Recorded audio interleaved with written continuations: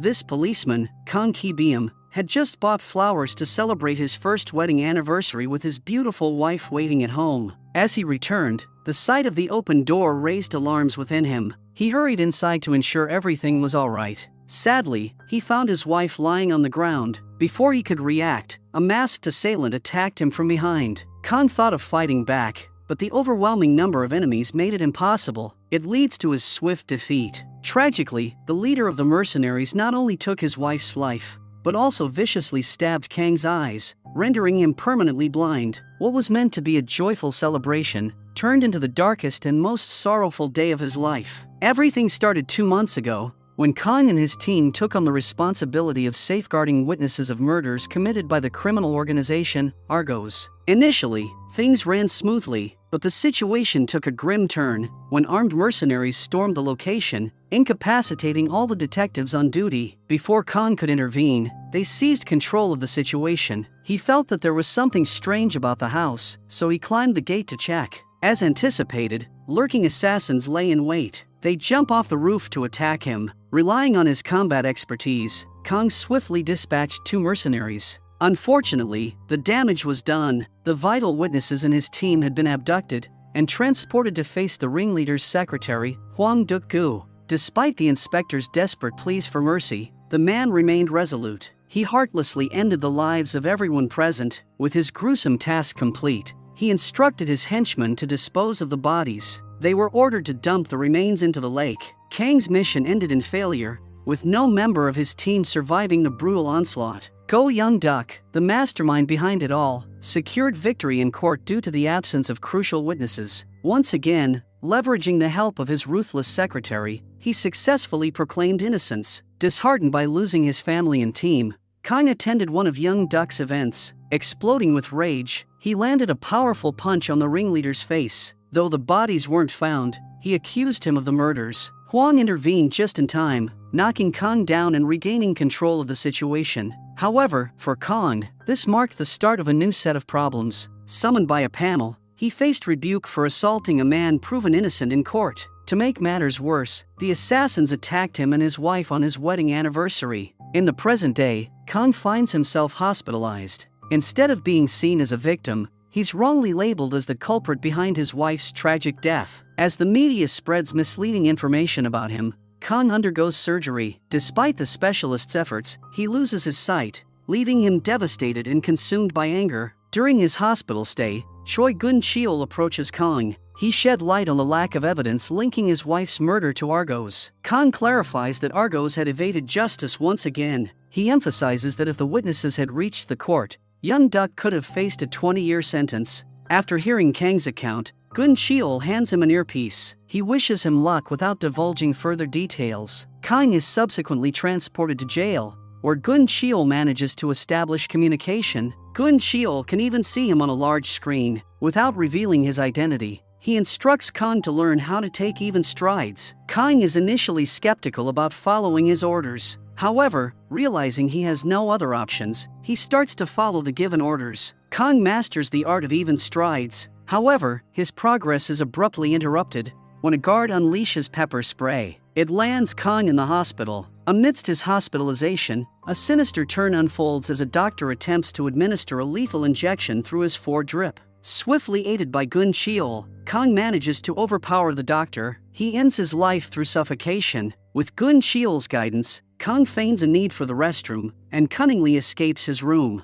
Navigating through the hospital using the stairs, he struggles for freedom, but his relief is short-lived as mercenaries dispatched by Argos intercept him, mercilessly knocking him to the ground. As they prepare to deliver a fatal blow, the timely arrival of police officers interrupts the impending danger. A tense struggle ensues, granting Kang a window to escape. However, fate takes a cruel turn as he's struck by an ambulance. It knocks him unconscious. Before the mercenaries can load him into the ambulance, 2 individuals sent by Gun-cheol arrive. They engage in combat with the mercenaries, rescuing Kang from the clutches of danger. Coming to consciousness in an abandoned hospital, Kang finds himself under a doctor's care. It's then that Mr. Gun-cheol reveals his true identity as the police chief commissioner. He unveils their location as a hospital, where Argos has kidnapped the staff. Gun-cheol offers Kang a chance at a new beginning. He'll be declared deceased. In exchange, Kang will undergo artificial eye surgery to regain his sight. However, the condition is that he must collaborate with Gun Cheol to bring down Argos.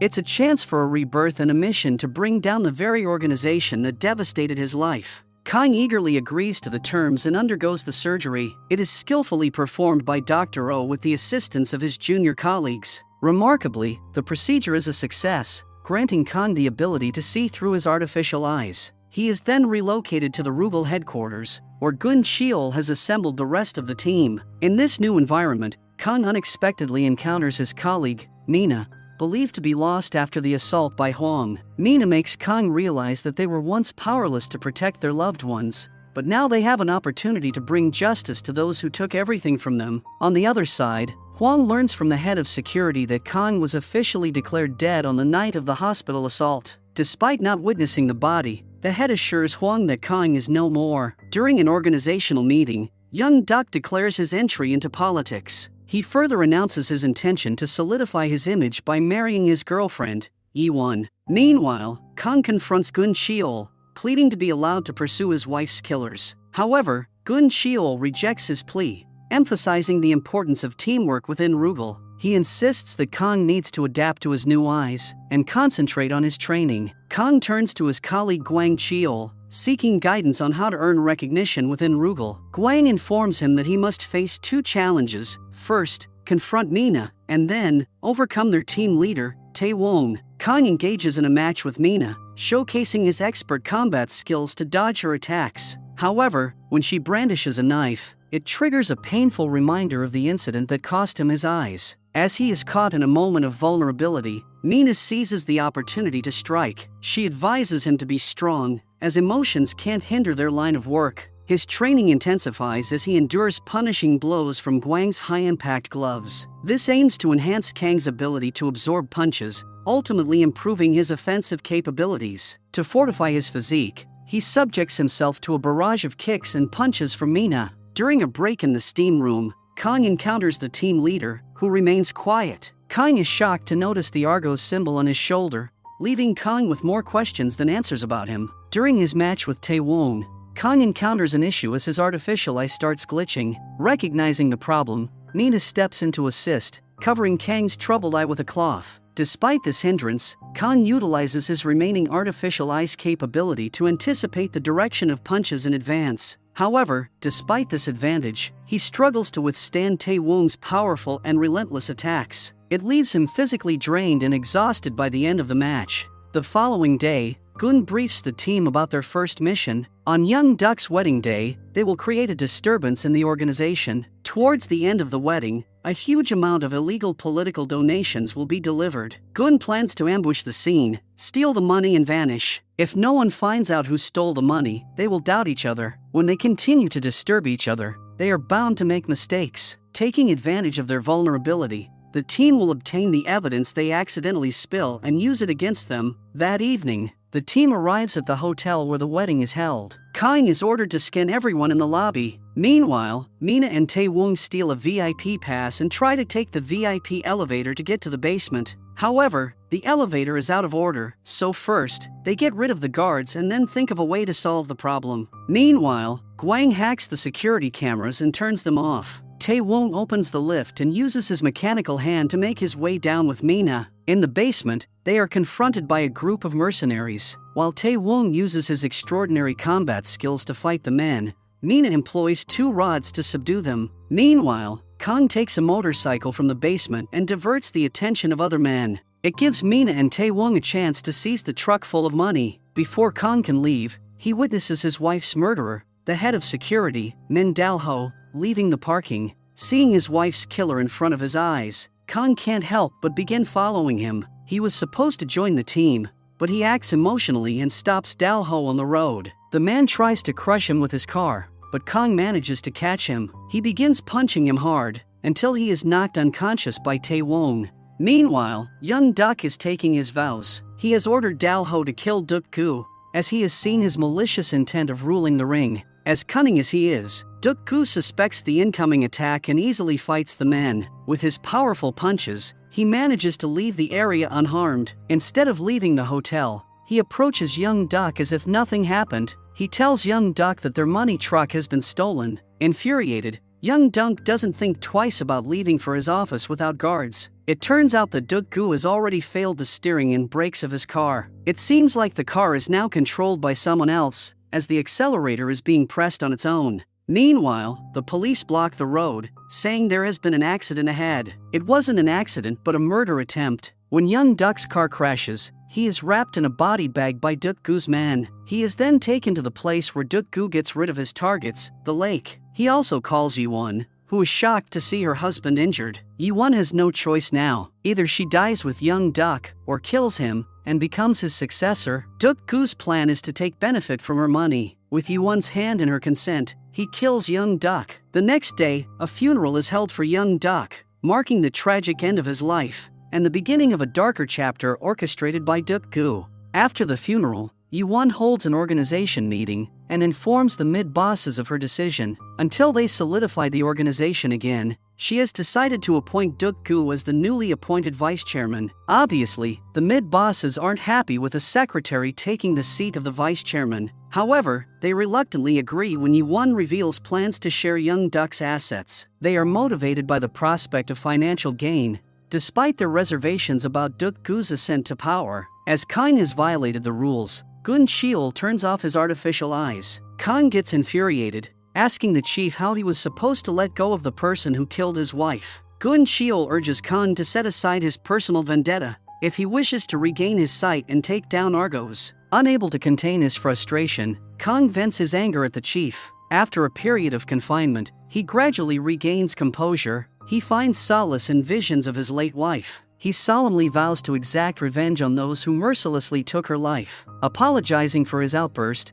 Kang requests another opportunity to continue his training. With renewed determination, Kang astounds Mina by holding his breath underwater for 3 minutes and 26 seconds. His newfound endurance allows him to withstand Guang's punches and execute an impressive backflip to free himself. However, he remains no match for Tae-won, who effortlessly holds him in the air with one arm. Seeking insights into his colleagues, Kang turns to the medical team for more information. They reveal how a gunshot to the head damaged Mina's brain and left her paralyzed. A chip in her brain is installed that manages her blood flow and balance. If the chip is knocked out of place, her blood can flow backwards and her body can become paralyzed. On the other hand, Guang Cheol suffered severe burns from an explosion. Electric current from his artificial organs stimulates his skin, thus preventing further necrosis. If the currents are cut off, the necrosis will keep spreading and his organs will shut down. That's why they made a wireless battery pack that is easy to carry and charge. He must always have it with him outside. Tae-won has a metal arm which had to go through several trials and errors. He suffered in the process. What made his arm stronger was his determination and the time he devoted to his training. Mechanically, the arm is perfect, but the tissues connected can suffer great damage if he loses focus. In a practice match later on, Kang faces off against Tae-won. Each teammate leverages their unique strengths. Tae-won's mechanical arm delivers powerful punches, while Kang utilizes his artificial eyes to anticipate incoming attacks. The intense match is abruptly stopped by an alert, revealing that a member of Argos has planted a bomb in the police station. The assailant claims responsibility for killing Kang's wife. Though Kang was declared dead, his identity could have been exposed when he was alone last time. Further investigation uncovers that the police lost all information on Argos in a fire, potentially the motive behind the attack. The mention of Kang's name was a ploy to lower their guard. To interrogate the perpetrator, Kang and Guang Cheol swiftly head out. Despite Kang's attempts to extract information, the person only admits to killing his wife with a knife. He refuses to disclose further details. In a shocking turn, he places his thumb against his temple and blows up his brain. Taking the body to an abandoned hospital, Kang has Dr. O examine the wound in the device. Dr. O identifies the device as a transcranial direct current stimulation device, designed to stimulate bodily functions by sending a current through the brain. However, he reveals that the device used by Argos' men is a flawed version, and the individual would have died even without the brain explosion. This technology was abandoned during Rugel's early days due to severe side effects. Kang speculates that the kidnapping of the hospital's director, Gu, may be connected to this situation. Argos could be seeking Gu's expertise to develop these devices, indicating a potential link between the two incidents. Rugal comes to the realization that Argos could be orchestrating crimes to obtain this technology for their nefarious objectives. However, the team remains uncertain about the specific individuals within Argos responsible for these actions. To unravel this mystery, Gun Cheol instructs the team to monitor Yuan and the other mid-level bosses closely. The plan involves initiating an internal conflict within Argos, hoping this fight will unveil their intentions. Each team member is assigned to shadow a different mid-level boss. However, Kang receives orders to assist the others temporarily, rather than focusing on a specific boss directly. To create chaos within Argos, Guang and Tae Wong disguise themselves as workers and infiltrate Bong Man-chul's building. They deliver money to his office, while Mina discreetly captures the exchange with her hidden camera. Meanwhile, Kang parks the stolen truck outside Man-chul's building and installs a camera to monitor the unfolding events. While on watch, he notices Yuan's arrival. Following Man-chul's orders, his men attempt to intimidate Yuan. However, Kang intervenes, swiftly taking down each assailant trying to approach her. In gratitude, Yuan shares her contact information and invites Kang to visit her office sometime. Using Chairman Hyun as an intermediary, the Rugal team forwards the convicting photos to Huang, exposing Man-chul's involvement in the theft. Enraged, Huang storms into Man-chul's office, sparking a violent altercation between their respective groups. Huang launches a relentless assault on Man-chul and begins kicking the hell out of him. He then shows him the truck found outside his office. Man-chul denies the allegations, accusing Yuan of framing him and insisting that she did visit his office that day. The entire exchange is captured on the Rugal team's dashcam. Observing Huang's involvement, Tae Wong becomes suspicious. During his time in Argos, he never witnessed Huang assuming a leadership role so swiftly. They all find it peculiar for a secretary to become a vice chairman overnight. Meanwhile, Kang intensifies his training, reaching new levels of strength. During the night, the team tails Argos members who have kidnapped a lawyer. The lawyer had provoked Argos by delving into their activities through an online channel. Just before the henchman can harm the lawyer and his family, the Rugal team intervenes. They successfully subdue the assailants and rescue the endangered family. On the other hand, it is revealed that Duk Gu is behind the abductions and gruesome experiments on individuals. Director Gu is forced to assist him. However, despite their efforts, they haven't succeeded in successfully implanting a single device. In a candid moment in the steam room, Guang queries Tae Wong about his past and how he became part of Rugal. Tae Wong opens up about the tragic event where Argos took the life of his sister. Driven by a need for revenge and to safeguard himself, he transformed into someone entirely different from his former self. On the other front, Kang devises a plan of his own. He persuades Bradley, one of the medical workers, to activate the stimulation device. Following the signals, Kang arrives at a location where the head of security, Min Dalho, awaits him. Upon spotting Duk Gu, Kang starts following him. Rugal team is capturing the events through the recording feature. As Mina hears Duk Gu's voice, she makes a shocking realization. He's the one responsible for her colleague's death and likely behind all the killings, kidnappings, and experiments. When Mina shares this information with Kang, a confrontation ensues. Kang manages to overpower Duk Gu. Ignoring Chief Gun Cheol's order to spare Duk Gu's life, Kang removes his earpiece. He is ready to take revenge on the person who took away his eyes and ordered his wife's murder. In a twist, Duk Gu manages to overpower, but Ki Beam takes control of the situation and holds the gun to his head. Unfazed, Duk Gu seems unafraid of being killed. To prevent Kang from making a rash decision, the chief orders the artificial eyes to be deactivated. It causes Kang severe pain that incapacitates him. Amidst this, a police car arrives, providing an opportunity for Duk Gu to flee the scene effortlessly. Due to his impulsive actions, he finds himself back in the solitary cell. During a practice session, he hears an unexpected voice and briefly glimpses something before it vanishes. It leaves him temporarily paralyzed. Despite the doctors finding no apparent issues, they decide to reset the program. It restores his ability to move. Following the reset, a physical examination reveals that Kang's attributes have significantly improved. In a meeting with the chief, Kang receives a stern warning against any further reckless actions. Despite being willing to submit to the chief's authority, Kang negotiates for freedom within the boundaries of that control. He specifically desires the freedom to foster teamwork. The team has grown closer, evolving from mere colleagues to genuine friends. They spend a memorable night playing snooker under the open sky. However, the pleasant atmosphere takes a turn.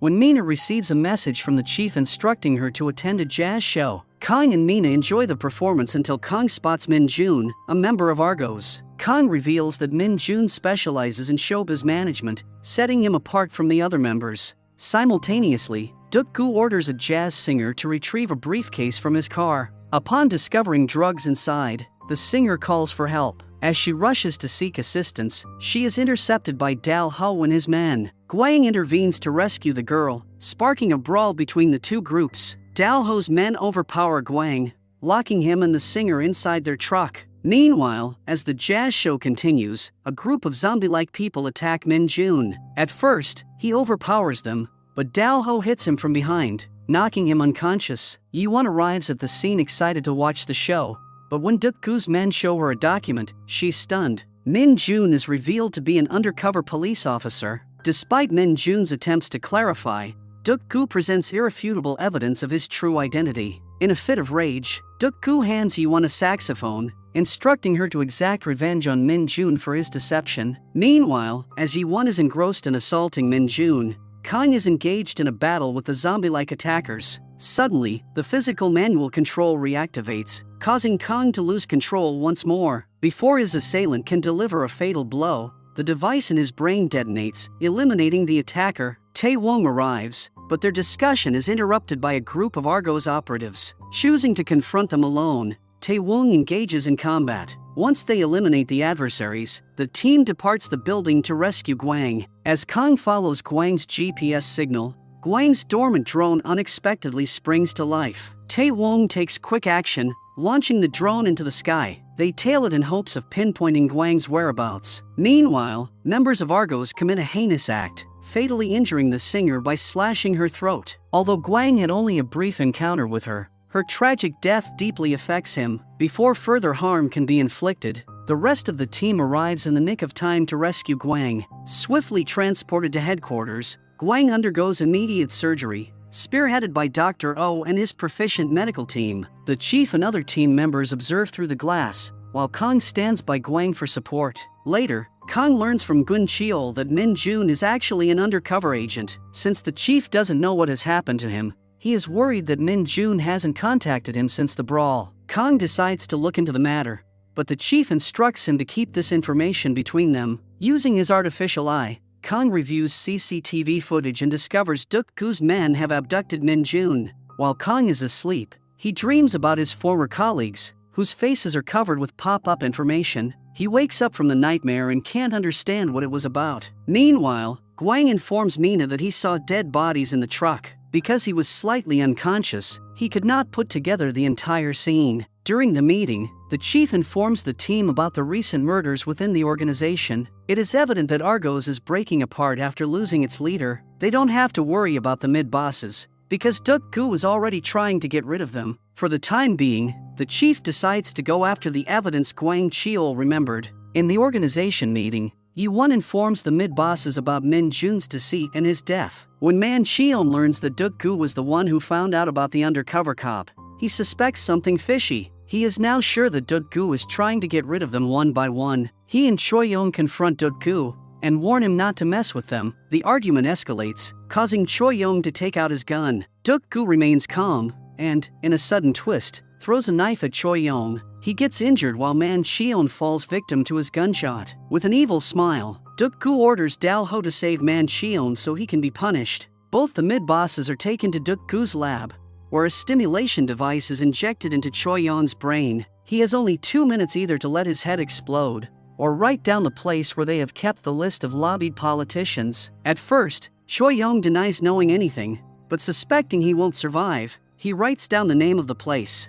Meanwhile, Kang decides to plant an informant in Argos. He believes that following members and mid-bosses won't be helpful. He has a plan which will allow them to infiltrate Argos directly. Taking the chief's permission, he begins carrying out his plan. He has arranged a meeting with Yi-won, who gave him her phone number earlier. As Kang enters the car, she holds him under her knife, asking what he wants. As she doesn't know him well, she has to make sure he is capable enough to work with her. In a stern way, Kang snatches the knife and throws her onto the seat. Seeing potential in him, Yi-won offers him a job. She informs him that she is the leader of Argos and needs protection. She trusts him because he is the first person who helped her without expecting anything in return. It is a great opportunity for Kang to infiltrate Argos, so he accepts the order. Whenever Yuan calls, he has to come, and he will be paid case by case. The deal is made, and Kang is finally appointed as Yuan's guard. When Mina learns about it, she feels jealous. Tae-wong asks if she likes Kang,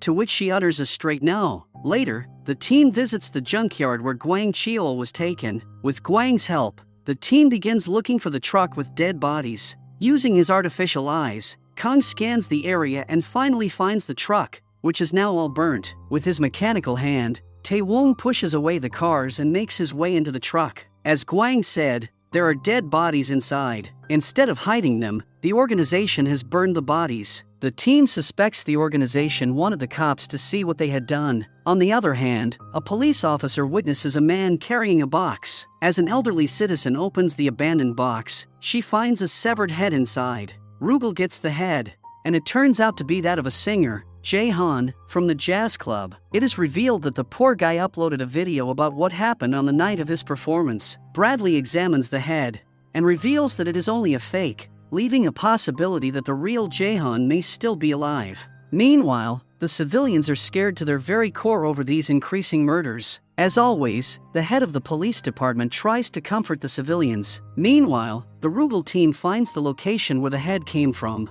They come across a room full of frozen dead bodies. Upon further investigation, they find Jae-han in the basement, still alive. As they are inside the room, someone locks the door and drops the inside temperature. While trying to think a way out, Kang remembers that their artificial organs and limbs have the capability to turn into bombs. Tae-wong offers his arm to be used as a bomb. At first, Kang cannot gather the courage to harm his friend, but Tae-wong makes him realize it is their only option to get out alive. Left with no alternative, Kang extracts the artificial arm and begins the transformation process using the embedded chip. Turning it into a bomb, he hurls it at the door, causing an explosion that dislodges the barrier. As they make their way out, they encounter Argos's men. Mina takes on the assailants, and Kang joins in to assist. Kang directs Mina to escort the injured to headquarters, while he remains behind to conduct a thorough investigation of the area. As he fights off the men, the others leave the building to get to the hospital as early as possible. Tae-wong is taken for the surgery, while Kang thinks of his next plan. Using his artificial eyes, he finds some confidential data having information about Duk-gu's secret hideout. Thinking Min-jun might be there, he heads to the place only to be confronted by Duk-gu. Duk-gu tells him how killing someone opened up a whole new world for him. While he continues to speak his mind, he presents Kang with a gift, Min-young, evidently under Duk-jae's control. He offers Kang a choice, either thwart his plans or rescue two captive boys. An electrified green fence stands between Kang and Duk-gu. Kang attempts to break away to save the imprisoned men, but Min-jun obstructs his path. Kang skillfully evades every attack from Min-jun and easily dominates the fight. He keeps punching Min-jun, but the latter doesn't seem to back off. Kang doesn't know what happened to him, but he is not going to have mercy on him as he has to save two lives. The fight starts again. Kang punches Min-jun and then kicks him into the electric laser fence. Because of the electric shock, Min-jun goes unconscious. Meanwhile, Yi-won calls, and Kang gives her the location of Duk-gu's hideout. When she arrives at his location, he shows her Min-young's body, and they talk business. Kang asks whom she wants protection against. Yi-won reveals her plan. She explains that she is Argos's chairwoman, but most people fear Duk-gu. She plans to let them know that in order to survive, they must cling to her. In short, she needs an incident that breathes fear into the organization. Just before he leaves, Kang places a bug in Min-young's pocket to eavesdrop on their future conversation. Meanwhile, he sends a message to his team and orders them to rescue the two men. Mina and Gwang arrive at the location and find the victims in a big cage. As the walls have current in them, Kang gives them a trick to get past the cage. Following his instructions, Gwang holds the cage rods, while Mina kicks the door open. After they successfully enter the cage, Gwang decides to rescue two of them at a time. Mina advises waiting for Kang, as there might be other traps. However, Gwang remains persistent in his decision, fearing they might get stuck like before. As he steps out with one boy, he unfortunately steps on the pressure plate outside. The entire cage collapses behind him, killing the other captive boy. Mina and Gwang Cheol engage in a heated exchange. pointing fingers and blaming each other. Kang intervenes, urging them to set aside their differences and emphasizing the importance of teamwork. He reminds them that they have a bigger challenge ahead, dealing with the formidable Huang. Upon reaching the headquarters, Kang advises them to take a break. Meanwhile, he pays a visit to Taewong. He talks to Dr. Oh, who tells him that Taewong is acting standoffishly because of the agreement he signed. Given his background, he had to sign an agreement to promise his loyalty. While Taewong rests, he experiences haunting dreams of his sister's funeral. A poignant flashback reveals how she cared for him during their childhood, ultimately sacrificing herself to shield him from harm. Leaving the funeral, Taewong discovered his men incapacitated on the ground, confronted by a masked assailant. This assailant reveals that Taewong's sister had informed the police, leading to their betrayal. However, Taewong believed that the police exploited and abandoned her. As they thought Taewong was also involved in tipping off the authorities, the organization decided to eliminate him. In a desperate bid for survival, Taewong defended himself, ultimately managing to stab the assailant. Unbeknownst to him, the assailant had a more painful retaliation in mind. Pulling out a large karambit knife, the assailant ruthlessly severed Taewong's arm. Despite the severe bleeding, Taewong bravely fought off his attackers single-handedly. As the odds turned against him, a mysterious savior armed with a gun arrived on the scene. In a swift and decisive move, this unknown individual, presumably the chief, eliminated all threats, rescuing Taewong from the brink of defeat. Kang visits an unconscious Taewong and manages to hack into his files. He looks over all the details, including his dead parents and sister. Seeing her picture, he remembers that the girl came up to him, urging him to save her brother by arresting him. Under Kang's investigation, Taewong was arrested. Later, with the bug installed on Min Jun's clothes, Kang gets important information. He learns that both Duk-gu and Yi-won killed young Duck. With the help of another intel and Susan, he learns that there is a reservoir called Argos's place of execution. As it is near the place where young Duck was killed, Kang decides to visit it. After getting permission from the chief, he and Bradley go to the fishing spot. There, they find a board about scuba diving. Sensing something fishy, Kang visits the place only to find young Duck lying unconscious. It turns out that he is still alive. Kang opens his phone and messages Duk-gu, who is shocked to receive a message from a dead person. In the meantime, Bradley and Kang makeshift nail guns onto the wheelchair, with the added twist of coating the nails in poison. As Duk-gu shows up, they unleash a barrage of shots, resulting in him sustaining serious injuries. Despite being in a semi-conscious state, young Duck manages to fire at Duk-gu in response to the attempted murder. Kang considers abandoning the injured Duk-gu at the scene. However, his artificial eyes, now equipped with speech, advise against outright murder due to restrictions. Consequently, Kang resolves to transport Duk-gu to headquarters for assistance. Just then, Min Jun steps in. Kang attempts to shake him off, yet Min Jun appears to have returned with greater power. While they clash, Duk-gu seizes the opportunity and escapes in his car. Kang alerts the rest of the team,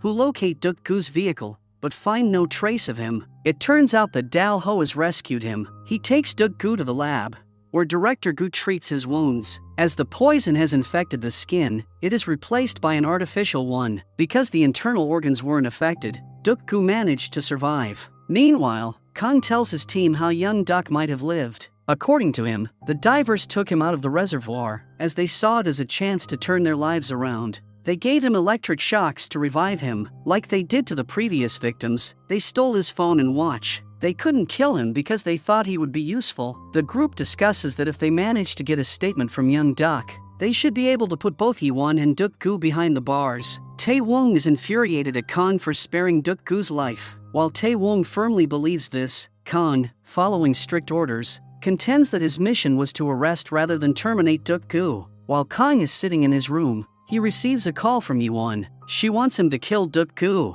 To discuss the details in person, she arranges a meeting. They take a walk together, where she talks about a party being thrown at her property. With all the big names gathered in one place, it's the perfect time for Duk-gu to meet an untimely demise, as long as Kang doesn't make a mistake. Meanwhile, as Duk-gu recovers, he orders Dal Ho to kidnap Dr. Oh. Soon, Dr. Oh is kidnapped, and the duty to rescue him falls on Team Rugal. The chief informs the team that Director Gu has somehow escaped the capture. He has called the cops, saying he knows where Dr. Oh is taken. The team promptly heads to the specified location, intensifying their search for Director Gu. Mina discovers him. However, in an unexpected turn of events, Director Gu employs a taser, rendering her unconscious. It was all a plan orchestrated by Duk Gu. Amidst the chaos, Kong senses something awry. Suddenly, his artificial eyes begin to glitch and ultimately shut off. With Bradley's assistance, he successfully regains control of his eyes. Searching for Mina, he discovers her dropped earpiece. Reacting swiftly, he heads towards the nearby building where Duk Gu was holding her captive. Inside, he witnesses Mina enduring brutal torture, causing her to bleed. Determined to save her, Kong takes action. He offers himself as a distraction, allowing Mina an opportunity to escape with her earpiece. Subsequently, the henchmen restrain him at Duk Gu's command, binding him before tossing him into a truck headed for an undisclosed destination. Upon being placed in the truck, Kong swiftly frees himself. It initiates a fierce scuffle. He successfully subdues his captors, rendering them incapacitated. Despite the truck's engine starting, Kong remains inside, intending to discover their destination. Simultaneously, Mina flees from Duk Gu's men. Just as they draw near her, Guang intervenes. Utilizing his formidable high-impact gloves and exceptional combat prowess, he swiftly incapacitates the assailants, coming to Mina's rescue. Meanwhile, Duk Gu discovers from Kang's phone that Yi-Won has ordered his assassination. Seeking revenge, he confronts Yi-Won at her property, gripping her by the neck. Yi-Won boldly accuses him of jealousy over her collaboration with Kong. Despite numerous opportunities, Duk Gu refrained from killing her. It prompts Yi-Won to deduce that he harbors feelings for her. Caught off guard, Duk Gu hesitates. Before he can escalate the situation, the mid-boss, Mi-ju, intervenes, brandishing a gun. At the same time, trucks carrying Huang Diak Gu's men arrive at a festival. Meanwhile, the men accompanying Kong regain consciousness, seemingly influenced by some injection administered by Director Gu. They engage in a struggle with Kong. Meanwhile, others in their group begin kidnapping festival-goers, causing chaos. Kang's truck arrives near the festival, but he's not alone. Tae-Woong appears, coming to his aid just in time. Suddenly, Duk Gu's men mysteriously start burning up and eventually explode. Tae-Woong and Kong narrowly escape the explosion by leaping off the truck. The festival descends into chaos as people run for their lives amidst the havoc caused by Duk Gu's men. On another front, Mina and Guang team up to fend off the assailants in the festival, utilizing their impressive kicks to eliminate the threats. Kong swiftly joins the fight to support them. As the chaos unfolds, the media arrives to interview the civilians caught in the turmoil. Meanwhile, Duk Gu remains in his office, enjoying the havoc he has orchestrated. Dr. Oh questions him why he is doing all of this, to which he responds that he is trying to start afresh, but he doesn't explain what he means. It seems like he is trying to make a more organized world of his own upgraded men, even if it comes at a significant cost. Dr. Oh finds his beliefs ridiculous, but Duk Gu doesn't care. In the steam room, Tae-Woong tells Kong how he saved an injured man earlier at the park. He asked the police to take him to the hospital, but the man actually turned out to be a member of Argos disguised as one of the victims. While he was looking away, the man shot 2 police officers. Though it is nothing unusual for Argos, Tae-Woong feels hurt getting blind shielded like that. While talking, Kong and Tae-Woong confide in one another, with Tae-Woong revealing how he joined Rugal to be the polar opposite of what he was earlier. Later, Guang joins them with some snacks, and the trio have a beer and spend some fun time together. Meanwhile, the chief checks on Mina to know about her well-being. He advises her not to act strong, causing Mina to reveal how she decided to live that way. A flashback shows that Gun Cheol met Mina before she was in Rugal. It turns out that her father was working on Rugal's secret experiment when a test subject killed him. As it was an experiment, Gun Cheol decided to do a private funeral. Enraging Mina, she thought that they were doing a private funeral only because her father failed. What angered her even more was that the police wouldn't conduct further investigation in order to keep the project hidden. This was when Mina decided to catch her dad's murderer herself. She became a cop, desperate to find the culprit. She ignored the chief's warnings, which ultimately led to her demise. Then, she vowed in front of the chief that she would never let her emotions sway her again. The chief once again warns her that being this strong can break her, but now Mina isn't afraid of it. Rather than allowing her injuries to hinder her, she's resolute in facing her adversaries head-on and returning to the field. In the midst of it all, Duk Gu initiates another sinister game. His men hang lifeless bodies in the city, displaying a chilling message that reads, "I was killed by the sick murderer Kong." Witnessing this, Kong is deeply affected as the ghosts of his past resurface. Meanwhile, Yi-won watches the news coverage and discovers Kang's true identity as a former police officer, now thrust into the spotlight. Simultaneously, Bradley and Susan work tirelessly to erase information about Kang from online platforms. As Kang faces the unjust portrayal of being a murderer, public opinion turns against the police force. The Commissioner General arranges a meeting with Gun Cheol, expressing his concerns about the mounting pressure on law enforcement. He reveals to Gun Cheol that the DNA reports of the assailants from the recent park incidents show that they are the kidnapped people from the cases the police failed to resolve. Expressing his frustration, the Commissioner General laments the mounting pressure on the police. He asserts that if Kang were still alive, he would have been apprehended, allowing them to close the case. Meanwhile, Kang grapples with the distressing portrayal of him as a murderer. His AI repeatedly shows him the incriminating images in an attempt to preserve the data, worsening Kang's emotional turmoil. Kang tells Bradley his concerns, sharing how his artificial eyes are trying to control his emotions. According to Bradley, it isn't a problem, he can sort it out by resetting the eyes. As the resetting process starts, the data stored in Kang's eyes begins to get deleted. As the information is crucial, he orders his eyes to stop, but it seems like the AI is not taking his command. In a desperate bid to save the data, Kang takes matters into his own hands, forcefully disconnecting the cable to halt the deletion process. Meanwhile, the rest of the team receives orders to stop Duk-gu's men from hanging bodies in the city. Tae-wong heads towards an abandoned warehouse, where Man Cheon holds another captive. Intercepting Man Cheon just before he can execute the captive,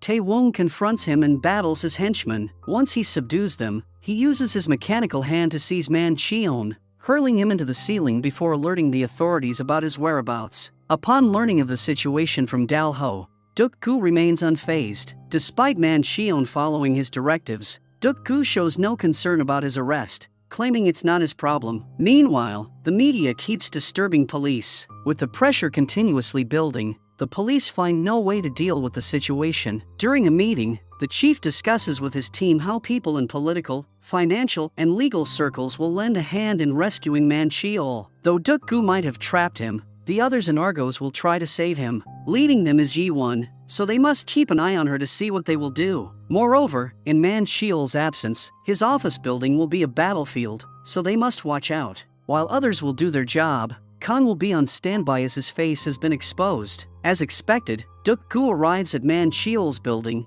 aiming to access his safety deposit boxes. He enters the room and begins looking for the VIP ones, but to access them, Duk-gu is needed Man Cheol's eye scan. If he tries to open it with someone else's eye, their eyeballs will be burnt with the laser. Amid his failed attempts, Choi-young enters the building. Gwyang is pretending to be a janitor there to keep an eye on them. Meanwhile, Tae-wong follows Yi-won to a hotel in disguise, and even helps her enter the VIP section when her card doesn't work. The Commissioner General is also in the hotel, and will probably attend a meeting with Yi-won regarding Man Cheol's release. Soon, the meeting starts and Duk-gu is also there. Their conversation is heard by Gun Cheol with the help of the bug installed by Tae-wong. The chief is shocked to hear that his senior is also in the meeting. He asks Yi-won why they brought a police officer, and made the people lose trust in the police. Yi-won denies the allegations, saying they weren't behind the incidents, and that if she knew who did that, she would teach him a lesson. Amidst the ongoing events, Dr. Oh triggers a blackout within Duk-gu's laboratory, signaling a distress call to Team Rugal. Responding swiftly, the chief dispatches the team on a rescue mission to aid him.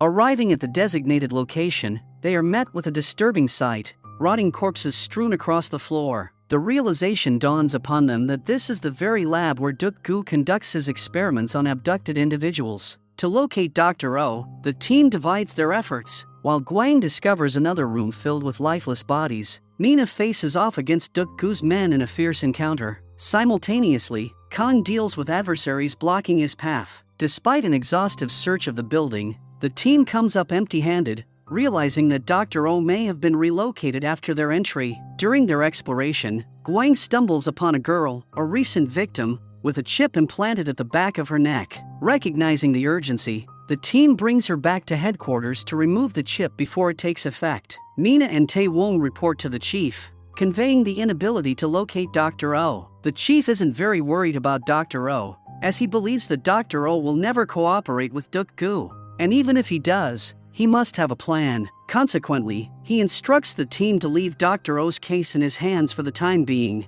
Meanwhile, Kang is extremely worried about his behavior at the lab earlier. The AI took him over for a while, and in that influence, he ruthlessly murdered 2 men and even attacked Taewon. Seeking solace, he roams the streets, unexpectedly encountering Yi-won. She invites him into the car and tells him how Dal-ho is chasing her after she has escaped Duk-gu's capture. He was forcefully trying to take her home. After evading Dal-ho, they share a coffee together. During their conversation, Yi-won queries Kang about his involvement in destroying Duk-gu's lab, to which Kang asserts it wasn't intentional. Kang advises Yi-won to steer clear if she encounters him again. Yi-won seems interested in Kang, as she responds that they are meant to cross paths. She even asks Kang if she can call him if she wants to hear his voice, to which Kang responds that he won't ignore her call. On the other hand, Mi-ju, Man Cheol, and Choi Young are talking business while having some drinks. Man Cheol has finally gotten out of the jail because of the deal between Yi-won and Commissioner General. Amid the conversation, they figure out that the unknown men who destroyed Duk-gu's lab business are not after them. They are after Duk-gu. This is when Choi Young tells Man Cheol that Duk-gu tried to access his safety deposit box. Upon learning that Duk-gu is in the same building, Man Cheol confronts him in another room regarding the attempted theft. A skirmish ensues between the two groups, but Min Jun is a tough force on Duk-gu's side. Amid the altercation, Duk-gu holds Man Cheol at gunpoint for the perceived threat. In a surprising turn, Man Cheol, initially warning Duk-gu to stay out of his building, now apologizes for raising his voice. On the other hand, Director Gu seems to have started working with Argos. He shares his video with the media, telling the people how the government approached them regarding creating enhanced human weapons. He negatively portrays the government and the police, saying that they pressured him into joining the experiment. His video has an immediate effect on the civilians as they begin questioning the police. With the pressure building on the police because of Kang,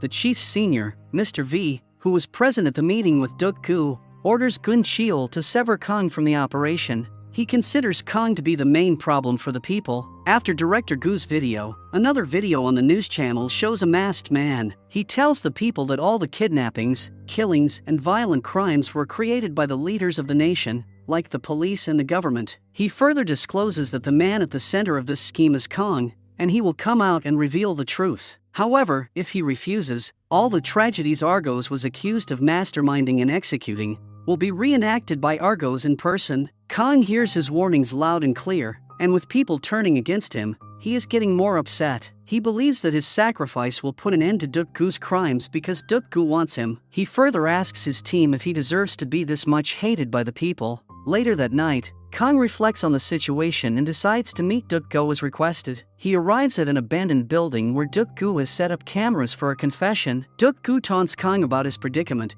but Kang points out that Duk-gu is also facing trouble with his lab exposed. As they converse, Duk-gu instructs his men to bring food for Kang. Initially, Kang's eyes glitch due to jammers, but he soon regains control. Staying calm, he grabs a knife and throws it at Duk-gu's men. Duk-gu, positioned above, relishes the unfolding scene. With remarkable combat skills, Kang effortlessly fends off the men, rendering their punches and kicks ineffective. He anticipates the direction of attacks, evading them with ease. Seeing Kang's extraordinary moves, Duk-gu offers him a job to work for him instead. Being resolute in his mission, Kang refuses as expected. It then dawns on Kang that Duk-gu didn't call him for a confession but to eliminate him. Kang declares that his eyes will capture his grand finale, but Duk-gu doubts this. He believes that the jammers will disrupt his vision. Unbeknownst to Duk-gu, Kang has already initiated the recording. The match begins, and armed with a gun, Duk-gu descends the stairs to confront Kang. Despite the weapon, Kang proves to be more powerful, dodging bullets by bending backwards and leaping over them. Realizing he can't defeat Kang alone, Duk-gu summons his henchmen. Within moments, over 15 men encircle them. Rather than surrender, Kang engages in a fierce battle against the overwhelming odds. Despite his initial resistance, he eventually succumbs to the sheer numbers. Duk-gu, seizing the moment, approaches Kang, gun in hand, ready to end him. Just as he is about to pull the trigger, one of his men intervenes, grabbing the gun and diverting it away from Kang. The unexpected savior turns out to be Min Jun, who has recovered thanks to Dr. O's treatment. Min Jun's unexpected return leaves Duk-gu stunned. In a frantic attempt to shield himself, Duk-gu positions himself behind one of his men, only to discover that the gun is empty. With no other choice, Kang and Min Jun make a quick escape. Duk-gu's men give chase, and the duo disperses in different directions. Min Jun, lacking advanced organs like Kang, confronts 5 men alone and manages to defeat them. However, his triumph is short-lived as he faces Duk-gu, who eventually overpowers him. Knocked to the ground, Min Jun is at Duk-gu's mercy. He ruthlessly shoots Min Jun, leaving him severely injured. Amidst the growing fear, Duk-gu orchestrates another terrifying incident. He commands his men to hijack a bus, planting a bomb on board. Simultaneously, the chief alerts the team about the bus hijacking, prompting an immediate response. The team rushes in and successfully prevents the bus from detonating. Duk-gu's men are subdued, their actions captured on video. Kang's intention is to reveal the truth to the public, showing the other side of the situation. However, amidst these events, the Commissioner General tragically succumbs to poison in his yogurt drink. Kang's video gains rapid popularity, quickly going viral and gaining numerous likes. CCTV footage of the Rugal team surfaces, painting a more favorable image of them, and they earn a new moniker, the Argos Hunters. Seizing the opportunity, Kang records another video, asserting his innocence in his wife's death. He blames Duk-gu for these heinous crimes, aiming to clear his name and expose the true perpetrator. On the other hand, Mina receives Yi-won's call on Kang's number, and learns that she is ready to spill some beans in exchange for some protection. She needs it because Man Cheol tried to kill them on Duk-gu's order, but Choi Yom killed him instead. As Choi Yom has now proclaimed a war, she needs protection. Mina accepts the offer, and soon, the team arrives at the location to save Yi-won. They get rid of the henchmen first and then head inside, only to find Man Cheol's body there. In exchange for helping Yi-won, the team gets to take Man Cheol's body as evidence. Amidst the unfolding events, the team's credibility receives a significant boost from a child whose lawyer, father, and entire family were saved by Team Rugal. Using his father's platform, the child records a video, vividly recounting how the masked individuals, aka Team Rugal, came to their aid. His heartfelt testimonial resonates with the public, further enhancing the popularity of Team Rugal and solidifying their positive image in the eyes of the people. In a sinister turn of events, Duk-gu eliminates Director Gu,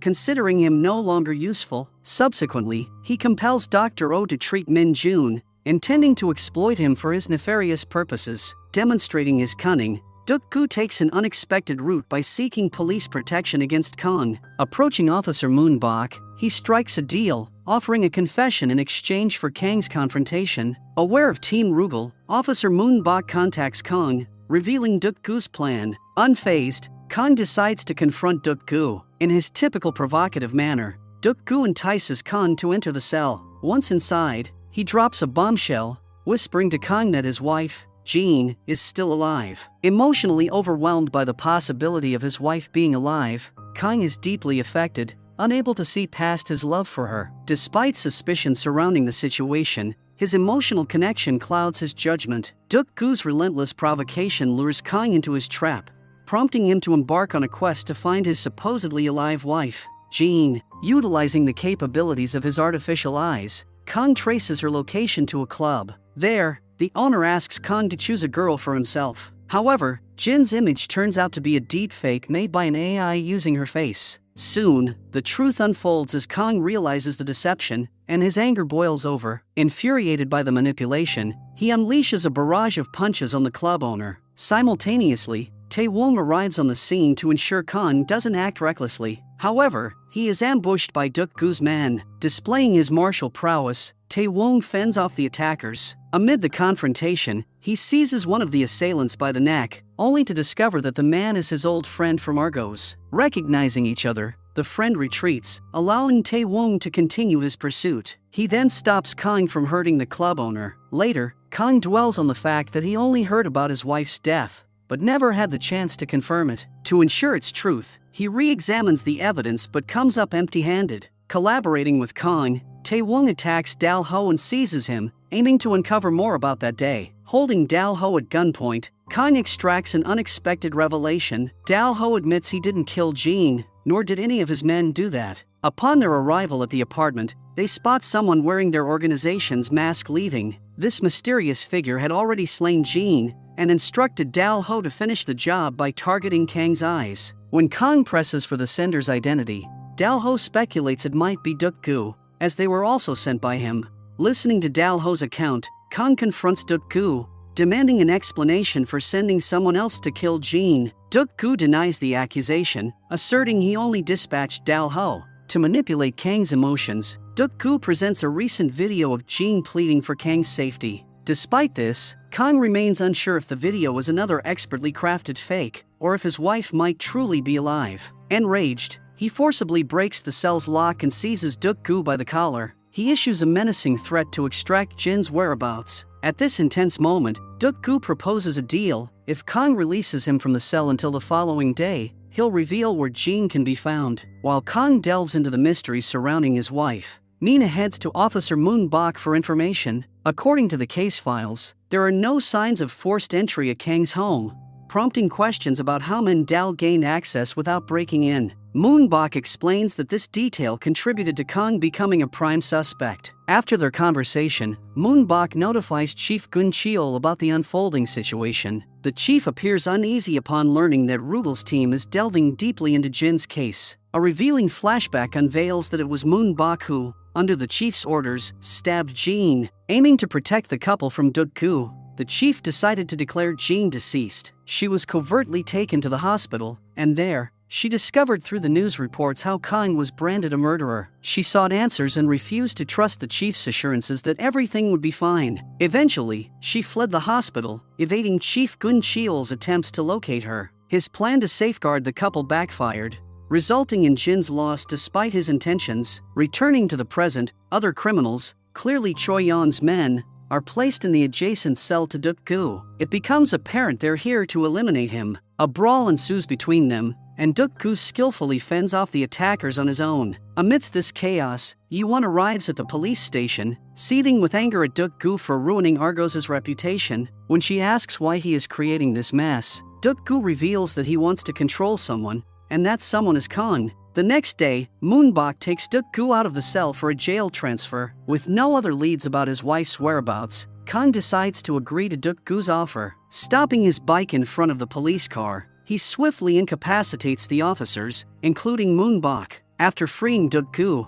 he tails his vehicle in pursuit of Jin's location. As anticipated, Duk-gu breaks their deal and attempts to kill Kang once more. Surrounded by a swarm of mercenaries in no time, Kang faces imminent danger until Tae-won arrives just in time to aid his friend. After dispatching the assailants, Kang continues the chase and arrives at an abandoned structure. While he searches for Jin, Duk-gu is spiriting her away elsewhere. Eventually, Kang locates Jin, and the two finally reunite, embracing the long-awaited moment. However, tension rises when a phone in Jin's hand rings. Duk-gu warns Kang to stay back, or he'll harm Jin. Snipers positioned across 3 buildings take aim at Jin under Duk-gu's command, trapping Kang once more in a deadly situation. Unbeknownst to him, Gwang and Mina have arrived at the place to knock down the shooters. They both knock the 3 shooters unconscious, causing Duk-gu to escape from the scene. Via an earpiece, he communicates with Jin, threatening her to tell Kang what she has been doing in his absence, talking about all the explicit content. Embarrassed to be seen as the wrong woman in her husband's eyes, she dashes in front of a car, trying to end her life. Tragically, Jin passes away, leaving Kang alone once again. Overwhelmed with stress, Kang's eyes suffer, causing them to burst and leak. When he wakes up, he goes to Chief Gun-cheol and confronts him about ruining his life. The chief accepts responsibility, admitting Jin was under his protection when Kang got locked up. Holding a gun, Kang confronts the chief, questioning if he ordered the harm to his wife and him. The chief's silence speaks volumes, confirming his involvement. Fueled by rage for the ruin of his life, Kang shoots at the chief. However, Tae-won shields him with his metal arm. Kang persists, prompting a clash with Tae-won. With a forceful kick, Tae-won throws Kang out of the room. Gwang escorts the chief to safety, while Tae-won remains, trying to calm Kang down. Kang's eyes fixate on Tae-won as a target, making it difficult for Kang to compose himself. Battling his inner thoughts and commands, Kang resists harming Tae-won,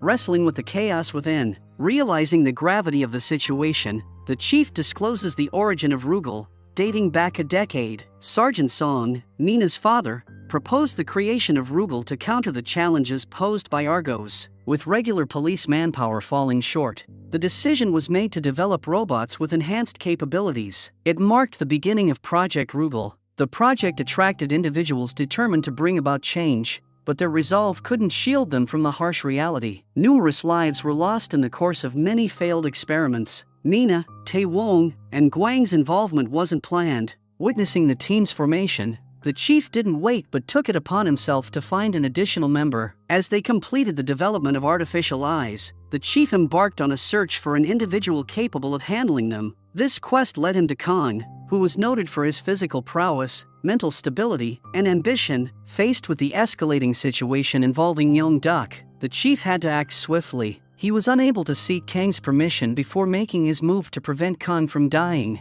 As the chief unfolds the story, Kang succumbs entirely to the influence of his artificial eyes. Consumed by their power, he confronts Dal-ho, whom he had held captive. The red hue in his eyes marks a shift to his ruthless self. Gripped by this altered state, he violently ends Dal-ho's life with a brutal punch. With Dal-ho disposed of, Kang delves into the search for information about the chief. Within confidential files, he finds a video of the chief conversing with Jean during her recovery. This revelation exposes her new identity and prompts Kang to investigate further. His search reveals a disturbing truth. The police made no efforts to locate her. Armed with her new name, Kang traces her to a hostel. He discovers from the landlord the anguish Jean endured. Crying daily and harboring hope to reunite with someone, Kang himself, devastated by the revelation of his wife's suffering at the hands of the chief, Kang is fueled by fury. Determined, he embarks on a quest to locate the chief and Duk-gu, eventually pinpointing their whereabouts. He tries to access a crucial file related to the chief,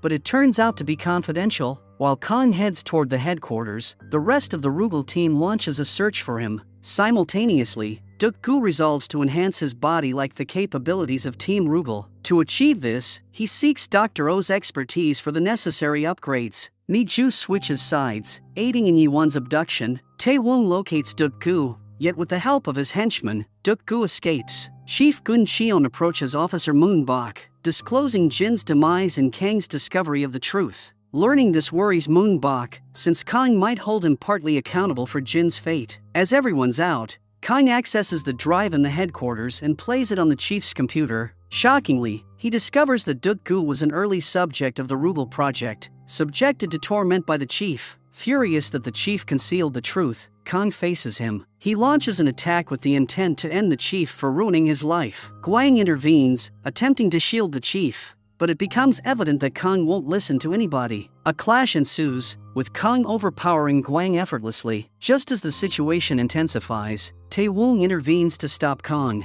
A fierce brawl ensues between the two, concluding with Tae-wong cautioning Kang to regain control and stop harming the chief. However, Kang refuses to forgive and forget easily. He confronts Officer Moon-bak, demanding retribution for what was done to Jean. Moon-bak contends he attempted to make Jean grasp the gravity of the situation, but her lack of understanding led to his attack. But it was only to save her life. Realizing the betrayal Jean must have felt being attacked by her husband's closest friend, Kang seizes Moon-bak by the neck. He is prepared to end him. Just before any drastic action, Mina intervenes, brandishing a gun. She discloses that her father, too, fell victim to Duk-gu, who was her father's test subject at the time. She questions Kang's focus on others instead of capturing the true culprit. Suddenly, Kang is gripped by intense head pain. Despite the influence of his eyes, he manages to control his emotions and flees. Now, he sees everyone as a target, and the pain in his head intensifies.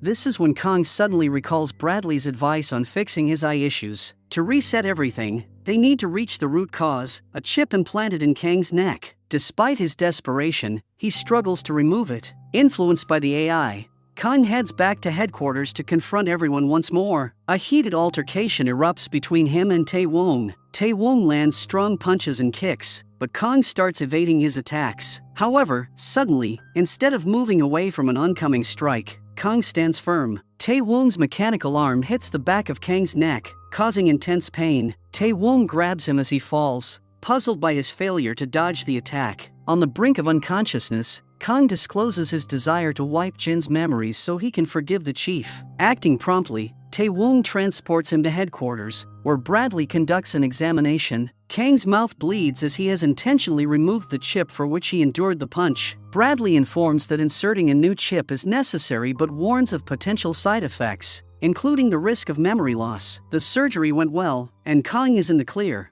But there's a twist. His memory is gone. Not even the stored data pops up in his eyes yet. Tae-woong steps in, introducing himself and promising to aid Kang on the memory recovery journey. Together, they explore the headquarters, with Tae-woong attempting to jog Kang's memory. Kang runs into the chief but cannot recount their last encounter. Later on, the chief holds a meeting with a senior advisor, who suggests removing Tae-woong and Kang from Rugal due to their questionable pasts. Things take a sudden turn when the police show up at headquarters, aiming to apprehend the pair. Trusting the chief, Tae-woong decides to surrender, and Kang follows suit. Meanwhile, Duk-gu takes the vial for super strength and confronts Choi-young and Yi-won, discovering their plot to assassinate him. With newfound strength, Duk-gu engages in a one-man battle, easily overpowering his adversaries. The duo soon realizes that their scheme is doomed. Choi-young meets his end with a broken neck, while Duk-gu seizes Yi-won and takes her captive. On the other hand, Kang suddenly remembers everything.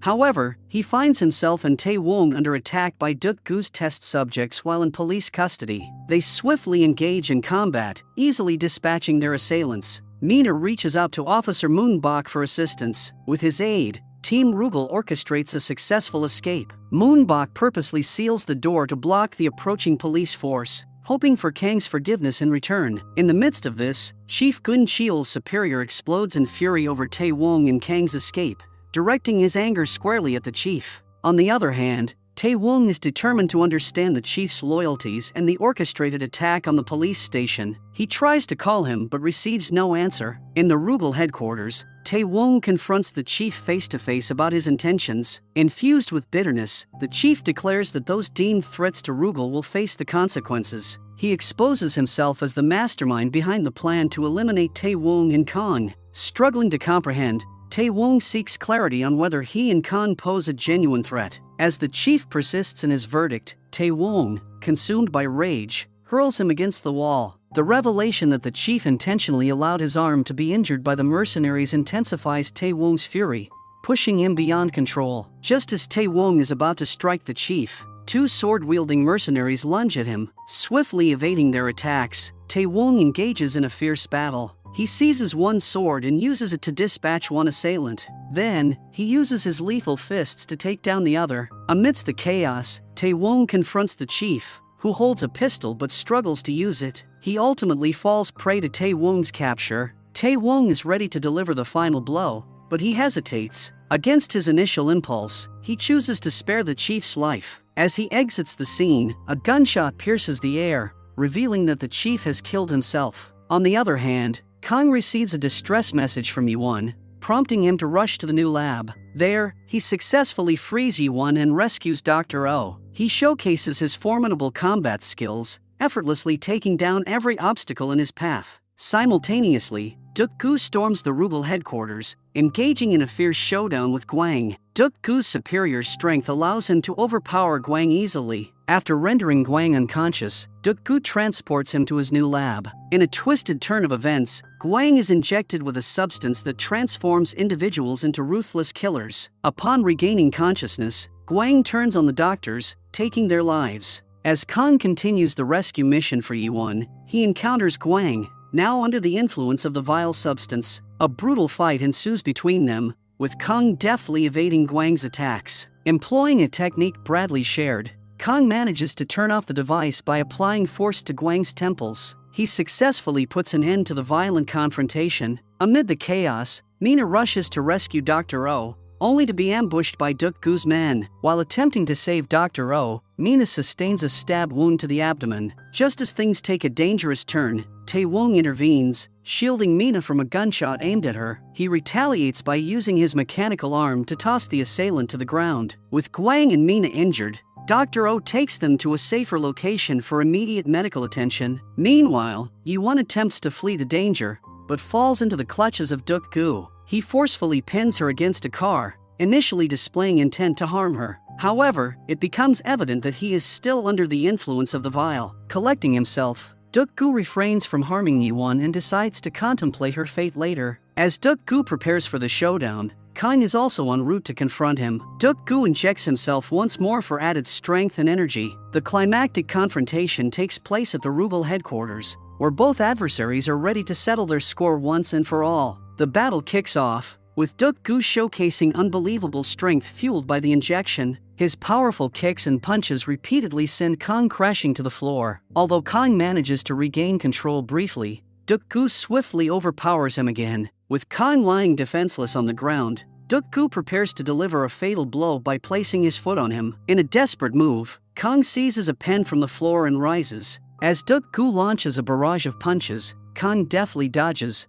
biding his time for the perfect moment. Seizing the opportunity, he stabs Duk-gu in the jugular with the pen, causing fatal injuries. Duk-gu succumbs to excessive bleeding, collapsing to the floor in the finale of their intense battle. As the police conduct a raid on the new lab, they apprehend the men involved and successfully rescue the victims. Meanwhile, Yi-won emerges victorious in the power struggle, becoming the sole leader of Argos. However, Kang approaches her one day, asserting that she must be held accountable for her wrongdoings. Utilizing her confession captured in one of the audio recordings from installed bugs, Kang contributes to her arrest. Before departing, Yi-won boldly claims influence over the police and their superiors, suggesting she'll easily escape the consequences. In the final moments, Team Ruble shares their last few minutes before bidding each other farewell. Acknowledging his past crimes, Tae-won willingly submits to arrest and prepares to face the consequences. A year later, despite the chief's misjudgment, Mina still feels the absence of the father figure he was to her. Gwang establishes a courier company, and Tae-won joins as one of his employees. Kang, moving forward, opens a private security company, marking the conclusion of the series with the characters embarking on new chapters in their lives.